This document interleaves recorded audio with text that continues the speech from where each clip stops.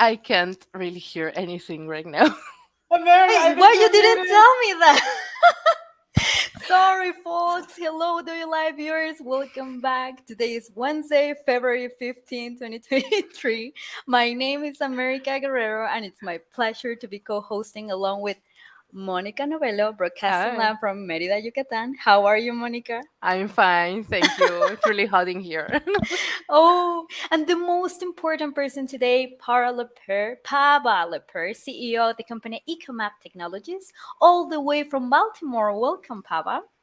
Really excited to be here. Thank you all so much for having me.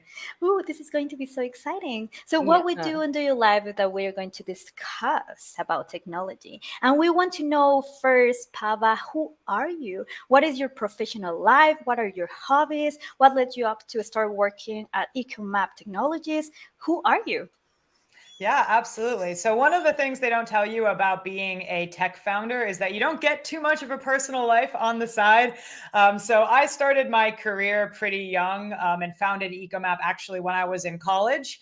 And so, over the past 4 years, the company has grown dramatically since then. But I haven't really got to know very many careers outside of, running a high growth startup, which has been really exciting. But beyond that, I'm a very big believer in the use of entrepreneurship to create more equitable economies and to really drive society forward, and a very big proponent of how we can use technology to create better access to information so that more people can build things. And all of my professional career to date, even starting in college, was really focused on making that possible. Wonderful. And now let's talk about the problem that you're solving. Let's have a deep conversation about that. Yeah. So it's always a little bit interesting to explain what we do at EcoMap because sometimes when you say ecosystems, people are expecting you to start talking about the environment. But what we do at EcoMap, we deal with modern ecosystems. So what we mean when we say something like Baltimore's tech ecosystem or Arizona's small business community or the Web3 ecosystem. All of those are just different networks of organizations, resources, people, activities, opportunities. And we live and work in a bunch of these different ecosystems every single day. But if I was to ask you to tell me what is going on within Baltimore's tech ecosystem, or who are all of the people working in the Web3 industry, we actually don't have good visibility into the data about what is happening in those ecosystems, who exists, what they're doing, who's partnering with who, what is going on. So at EcoMap, what we do is we go into each of these ecosystems and we get all of that information about who the main players are, what they are up to, who they're partnered with, what the opportunities are, what the activity is. And we centralize all of that data into a single platform, which our customers then use to understand, engage, and promote these different ecosystems. So the products end up looking like websites that are full of a bunch of data about what's happening in the Web3 space or the augmented reality industry or Virginia's bioscience ecosystem, that people can go and they can suddenly see these invisible ecosystems on a website, and you can actually understand who is doing what and what is going on within them. And so that is what we do over here at EcoMap. Nothing to do with the environment, although we recently did get a customer to map out the clean tech or the green ecosystem, and it's confusing everybody. Okay, this is like a new term for the market, but it's wonderful. I have a lot of questions, but this brings us to the name of the topic. So please, Monica, could you introduce it? Yes, of course. I didn't have my microphone on and I just noticed. Don't I think worry, it that's something happens. happening in this show. So, today's topic is leveraging the ecosystems around us. How can we understand and leverage the ecosystems that surround us, from our industries to our local communities, to drive more efficient progress? And I love that term, efficient progress. Yeah. Really, this question gets to the heart of why I wanted to start this company because obviously, when you look around, we have a lot of things that we have to do in order to, improve society, move the world forward, right? And we have to do these things within ecosystems. We don't get a choice, right? You have to build a company within an industry. You start a small business in a community. And so in order to really drive more rapid change, you have to ask yourself, not just what can you do as an individual or can you do as an organization, but also how do you interact with this ecosystem that is going to be around you? How do you work with the ecosystem in order to make it easier to build your business or to start a nonprofit or launch a technology, instead of possibly having to work against the broader forces?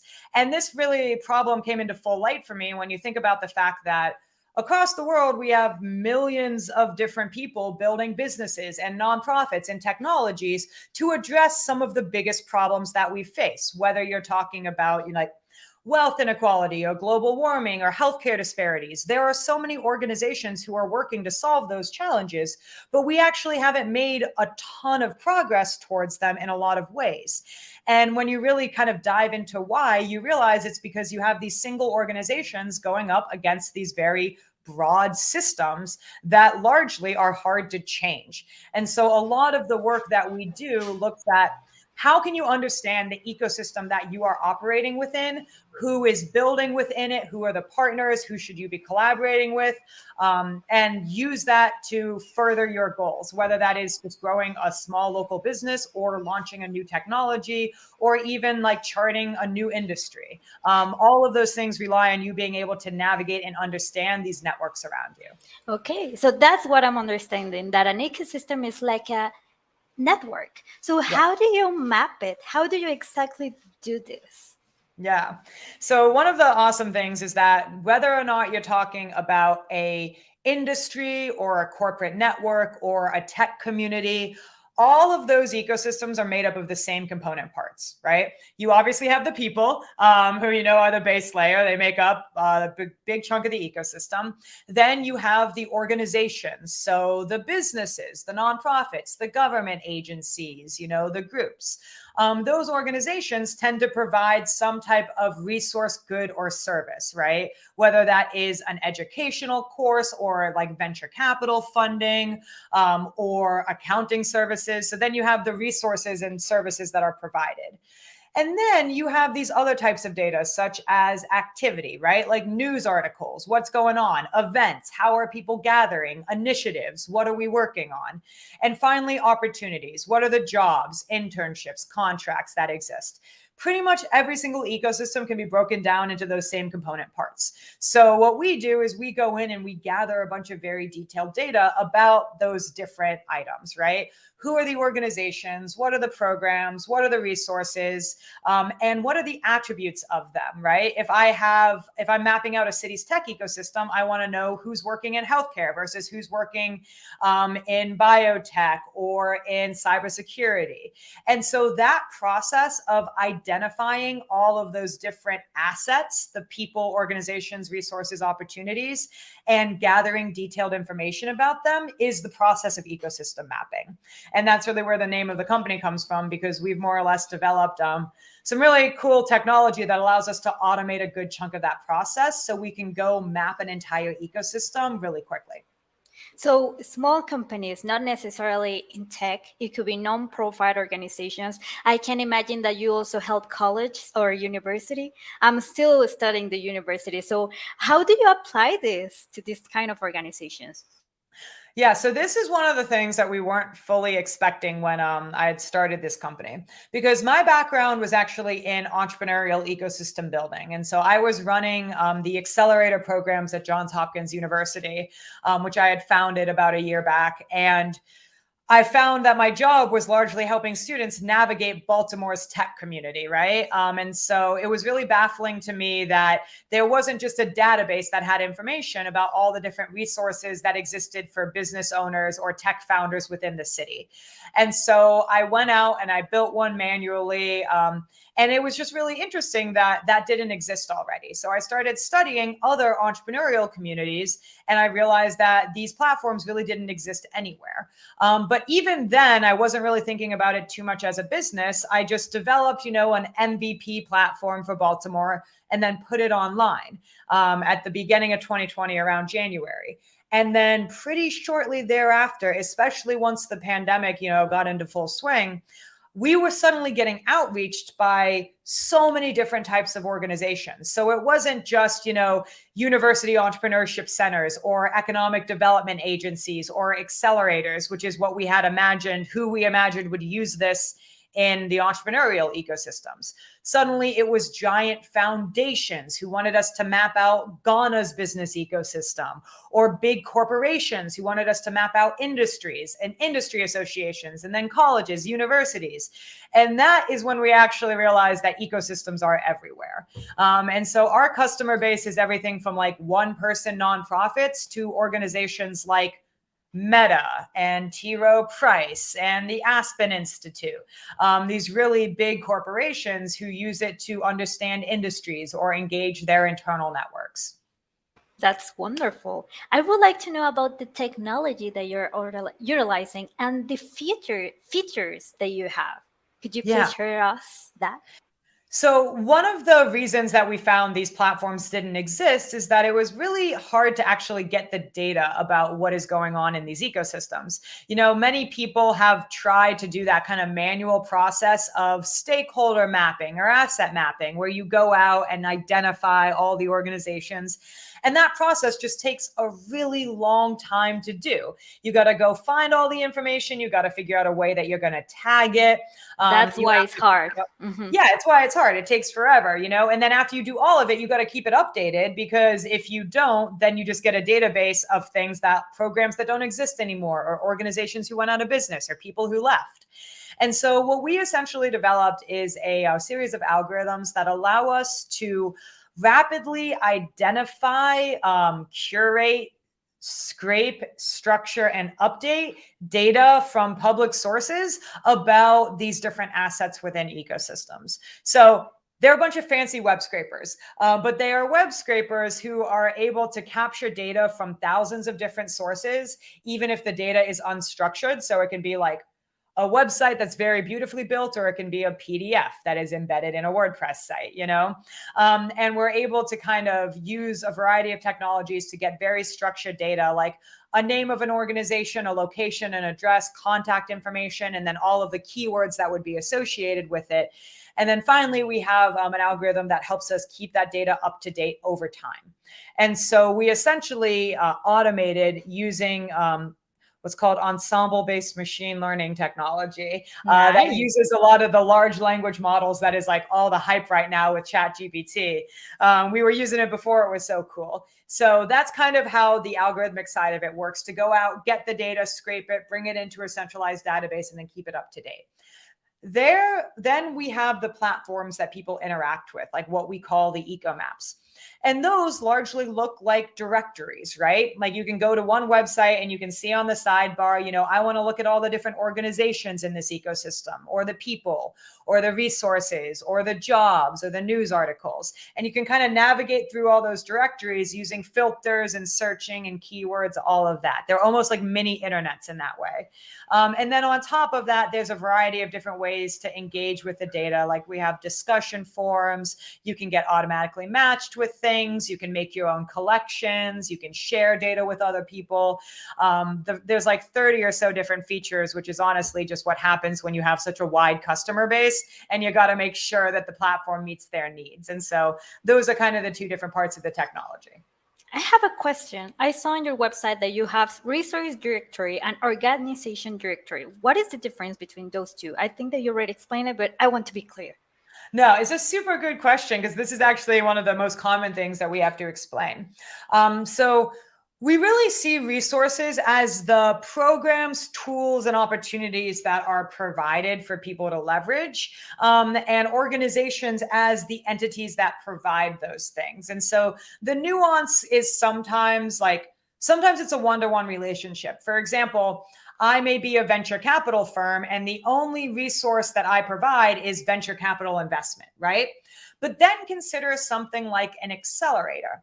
An accelerator in a city could offer an accelerator program. They could offer co-working space. They could have an incubator program. They could also offer free legal services. And those resources are all slightly different than the organization itself, right? And so a lot of times, like if you have a university, right, the university is the organization, but then it offers a variety of degree programs and clubs and different, departments and initiatives. And so we wanted to kind of separate out those two types of data, because often what you find is you have like resources and programs that are put on by multiple organizations, right? You might have two companies that come together to offer a podcast, or three nonprofits that come together to run an accelerator. And so that's really the difference, is that resources are these discrete tools or programs that can be used by people, whereas organizations are the formal entities that provide them. Wonderful. And how do you start using the calendar event feature that I also saw on your website? Yeah, so it's kind of the same way as the other directories where, we just kind of populate data about what's happening in the ecosystem. The event calendars are usually interesting because for any given EcoMap, we may or may not actually curate the data. If we don't, then the customer is responsible for adding it. And so whenever it's the customer who's kind of responsible for adding the data, or the community, it's kind of hit and miss about how good it is. But when we do it, we curate it in the same way that we curate the rest of the data, by going out, scraping a bunch of different sources and putting it in one place. That's wonderful. I'm curious about how has been your journey building this intuitive platform with your users. Do you need to have do you know to know technology to start using it? Do you provide I don't know, recommendations to start using it? How has been your journey with that? Yeah, so I'm actually, it's a bit of a funny story. So I'm the technical founder, and I built the first version of the technology and the platform. And then we grew really, really rapidly kind of over the course of the pandemic, going from like 0 paid employees to 30 over about 2 years. And so I was kind of the lead engineer on it, and I am not a designer. So the first version of the technology was like very not user friendly. You had to really understand ecosystems and technology to be able to understand how to use it and what was going on. And then we ended up raising a good amount of venture capital last year. And from that, we were able to hire designers who are amazing. And they have since made the product much more user-friendly to people who either don't really understand ecosystems or aren't digital natives. And so we did build in a lot of features about okay, we'll give you recommendations. We'll walk you through how you use the platform. We have found that the platforms still take a little bit of getting used to, just because you aren't typically used to finding websites that have this much data in them organized in this type of way. And so it's a continual process to improvement. But the biggest advice I have for that is hire designers who know what they're doing, because they'll do it infinitely better. And we try to make it a collaborative process, both with our customers who actually pay us to create the platforms, but then also for the users who usually use it for free, and they are the stakeholders of our customers. And that balance is really tricky, because often you'll have a customer request something that isn't necessarily user-friendly, and also vice versa. So that's been a fun balance. That's wonderful. Oh, we have a comment from Antonio Zuna. Could you read it, please, Monica Nobel? Of course I can. So, Antonio asks, hello everybody, thanks for the show. I lead a few projects to create nationwide PWA platforms in Mexico. Is it easy for EcoMap to take your current infrastructure to Mexico or any other country? So the answer is yes and no. And so we do have customers abroad, but our technology is largely based off of natural language processing algorithms, which are trained largely on English. And so we can do platforms in Spanish, but it goes a lot slower because the algorithms aren't necessarily trained on Spanish. And a lot of times what we find ourselves doing is translating a lot of the source websites into English and then running that through the algorithms. And so it is possible, but it takes a little bit longer. And for that reason, we tend to stay focused on countries and unfortunately, where English is the primary language, which is honestly something that we don't talk a lot about in AI, about how a lot of natural language models are trained only on English corpus.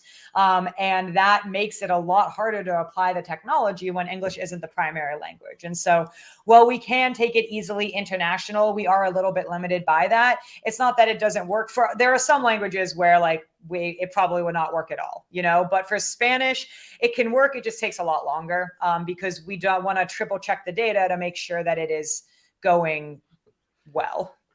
Yeah, I Okay. see. Oh, sorry. Go ahead, That's okay. Monica. I was just really curious about this because I feel like this is such an incredible tool. Are there any plans for you to bring these, to a global scale, international, admit other languages that may not be, as interchangeable as Spanish Yeah. and English are, you know?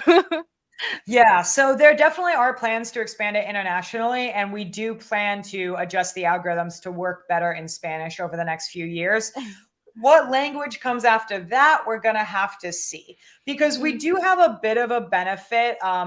In the very funny irony that many other countries have English as a second language, whereas in the United States we hardly speak anything else. I feel like and so oftentimes we can take advantage of that and use that to expand. In terms of what language we would pick next to adjust the algorithms on, we actually aren't sure. It would largely depend on, where there's a lot of demand and where we could be confident that the technology would work the same. But again, it's tricky with natural language processing because it's just the training data. So definitely plans to continue to expand internationally. We definitely plan to develop it for Spanish to work even more quickly. After that, not sure. Nice. Okay. In addition to the languages, what is the next step that you see that EcoMap is going to evolve? For example, with the technology side, or are you planning to launch another feature? What are you seeing in the market that there is going to be like a need? Yeah. So where we're really focused right now is actually selling as deeply as we can into our core market verticals. And so when we first kind of launched, we were selling to anyone in any ecosystem, which is awesome because it means you have a very big market. But operationally, you learn that that's very stressful. And so what we've been focusing on is, okay, even though we can technically sell this to all these types of ecosystems, we picked about three that we really have a lot of expertise in, like entrepreneurial ecosystems, industry associations, and then like these university sectors. And so we're doing some feature development that are specific to those verticals. But moreover, we're always focused on how we can improve our data aggregation technology. So how we can eat in data from even more sources so that these platforms stay even more up to date. How do we get more detailed information? How can we draw information from the social networks because they don't let you scrape them. And so that's kind of the next focus, is improving our data curation capacity. We are also playing around with some chatbot technology because it's all the hype. So like how you integrate something like ChatGPT into a platform like this so you can ask it ecosystem specific questions about like, but interacting with it in that same type of chatbot interface. So that's kind of on the immediate horizon. Right now, we're really kind of focused on just scaling with what we have, and then we'll focus on the next rounds of expansion.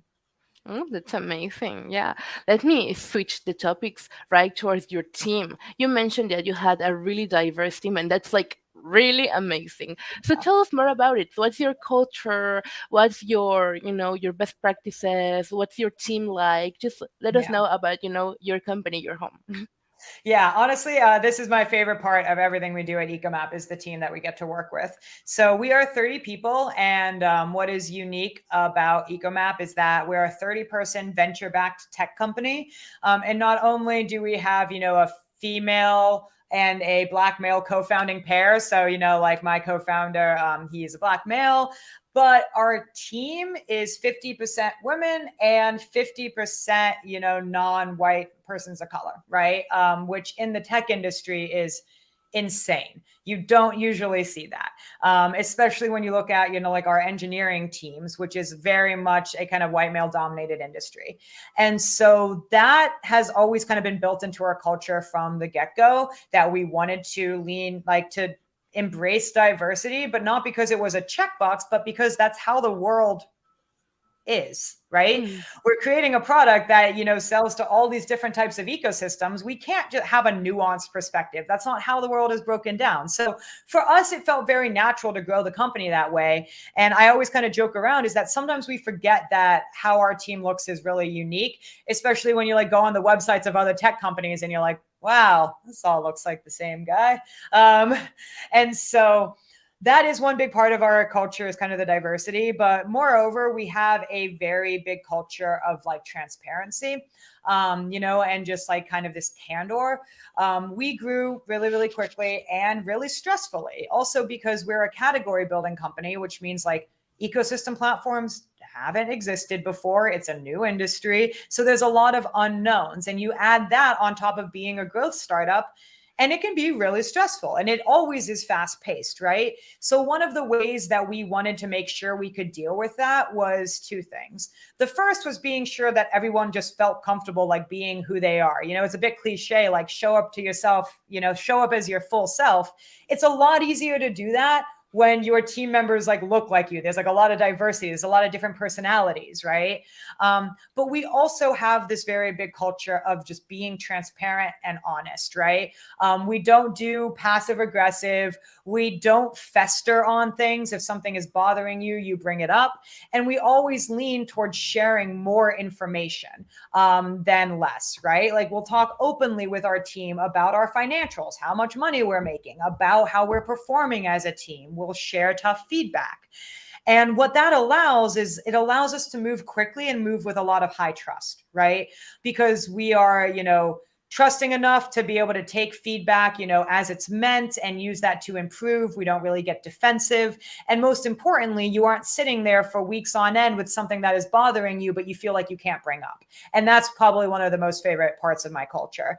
And largely kind of the third unique thing, we've been able to do that because we actually are not a fully remote company, which is not very common with a lot of startups who grew rapidly during the pandemic, because we did grow our team to 12 people remotely, fully.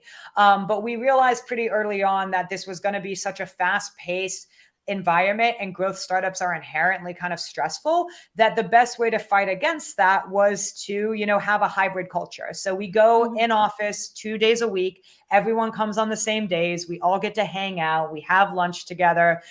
We really get to enjoy each other's company. And that enables the trust that is needed to really have that culture of transparency. And it also means that we get to give back to our local ecosystem, Baltimore, which is meaningful for us, right? It means that we get to create 30 well-paid tech jobs within the city, which is economically meaningful, more so than it is if we were fully distributed. Mm-hmm. Yeah, we totally understand. I think that it's amazing what I saw on your Instagram page. Keep sharing all of your culture, all the things that you're innovating.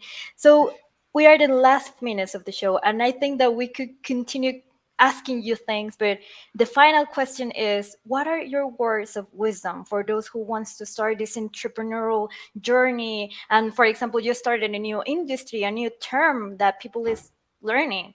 What are your words of wisdom? I'd say the biggest thing I've learned so far is that even if you're building something entirely novel, don't feel like you have to recreate the wheel with everything that you build, right? There are so many platforms and technologies out there that let you build apps without ever needing to write code, that let you use AI without having to code it, that let you design things, even if you're horrible at design. When it comes to startups and building things, like iteration is your best friend, getting something out there, adjusting it, fixing it. And the best way to do that is to look at what has already been built and leverage that for what you're building. Over time, yeah, you'll have to replace it. You'll have to build it in-house and build it out for exactly your use case. But you need to move as quickly as you can, get as much feedback as you can. And one of the best ways to do that is to lean on what others have already built, whether that's tools or knowledge or frameworks. That has probably been the thing that has enabled us to move the most quickly. Yeah, I think that's amazing. Like, I really, really, it really resonates with me because I feel like we all have this pressure of if we are going to create something, we feel like we have to create it from scratch, and that if we have any help, then it's not entirely ours. But I feel like you've really made it clear That it doesn't have to be like that with both your culture and your journey and with your product. No, That it's definitely been. this has been wonderful, ladies. I have learned a lot. I know that the audience as well. So thank you so much, Papa, for being here. I'm expecting a lot of this company. I want to know what is going next. So thank you so much. Yeah, Yeah. and I think this was our last show of the week, and we'll be seeing everyone on Monday for our recap show. Yesterday's show is still due to be rescheduled, I think. Yes. So Yes. we'll get back to you with the new date as soon as we have more information. Thank you, everybody. Have a great day. Thank you. Bye.